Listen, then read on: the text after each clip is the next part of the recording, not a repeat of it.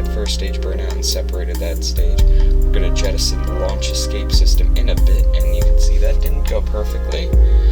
The motors are not powerful enough. These engines are slightly overpowered, but that adds to the efficiency of the launch. And as you can see, we're at about 5,000 meters per second. And remember, to get into orbit, you need 7,777 meters per second for a low Earth orbit. Now, this is often depends, but generally, if you can get to that number, you are fine. So as you can see, we're at 752. This is good for a 300-kilometer orbit, and we have separated that second stage. This third stage will put us in the moon. Not perfectly, though. We are going to have to do a correction burn. And now we're just flipping over to that maneuver, and we're actually doing the burn in the night side, coming over the Terminator, which is really interesting because that is the same position that Apollo 11 did. They were burning to the moon and coming over the Terminator at the same time, which I just thought was a fun little detail. And we should be starting the burn right now. So as you can see, it's about 3 kilometers per second, and that's going to take a bit. But as you can see, time warp is nice and speeds up time by 4 times. So we are over the burn fairly quickly. And I just ease it, and we're only 0.6 meters per second off. Now, as you can see, the sunrise there. And we are going to be doing the reconfiguration maneuver, yes. And this one I bombed really bad. See, I was going so fast and so close to the Earth that the difference in our orbits actually pulled me apart if I warped for more than a couple of minutes. That's why I had to reposition it there. But it worked out fine, and we ended up docking perfectly, as you can see. Now I just separate the lunar module from that Apollo 3rd stage, and we will plan a correction burn. Nice shot we got over there, over North America, and as you can see, we're on an encounter that would take us very far away, but I'm planning a maneuver that will allow us to get very close to the surface.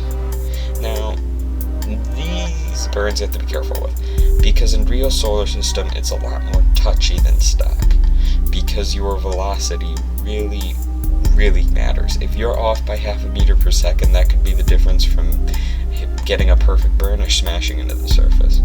But our burn here went fine, and then we are just going to separate the LEM and burn retrograde to start our descent.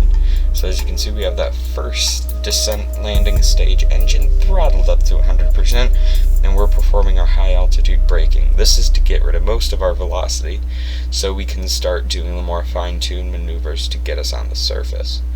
Now, unfortunately, my hard drive ran out of storage at this point, and I did not realize it. So there's no footage of this, but when I saw it stop recording, I quickly started it back up right before I set the Kerbals out. So these are the first Kerbals in this save file to ever, I guess, walk on the moon.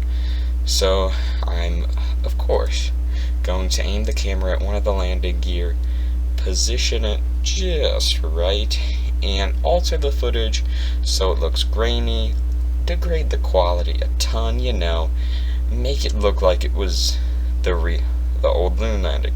So here we go, and the first flip on the moon, yes.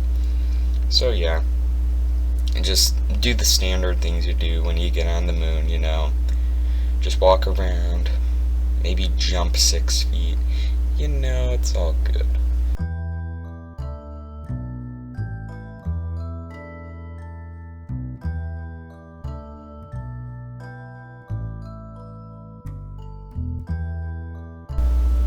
So, the first thing we're going to do on the moon is the most important thing. Not science, no. Planting the flag is the most important part. So yeah, I'm just going to name it Lunar 1 because I'm not very creative, and I sped this footage up actually pretty fast, and you can see how slow I type if you play this at half speed. But yeah, what I'm going to do next is I'm going to get Valentina out, and she fell just as gratefully as Bob did on that ladder. But yeah, I just need to get the shot with both of them on the moon with the flag. But after that, I can just board them both and we can get off the moon. Now, of course, this is a recreation of the Apollo lunar module, so that descent stage will stay on the moon forever. And now that looks looks like not the best encounter, but one of the better ones. And as you can see there, we lifted off, and now with the moon, you can basically turn sideways almost immediately, because there is no atmosphere and the gravity is extremely low. So what we're doing right now is just gaining velocity. As you can see, I have it through our target, so we are now less than a kilometer per second slower than our target. But I almost had to worry about those mountain ranges, but thankfully my ascent brought it high enough that I didn't have to worry about that.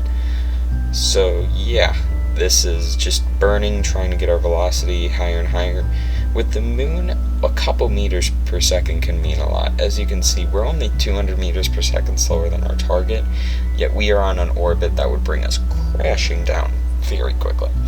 But yeah, now I'm just planning getting it close as possible, so we don't have to spend as much fuel trying to rendezvous them. And as you can see, we're going to perform that burn in about a couple seconds. 3, 2, 1, 0. And it's not a large burn. It's 200 meters per second.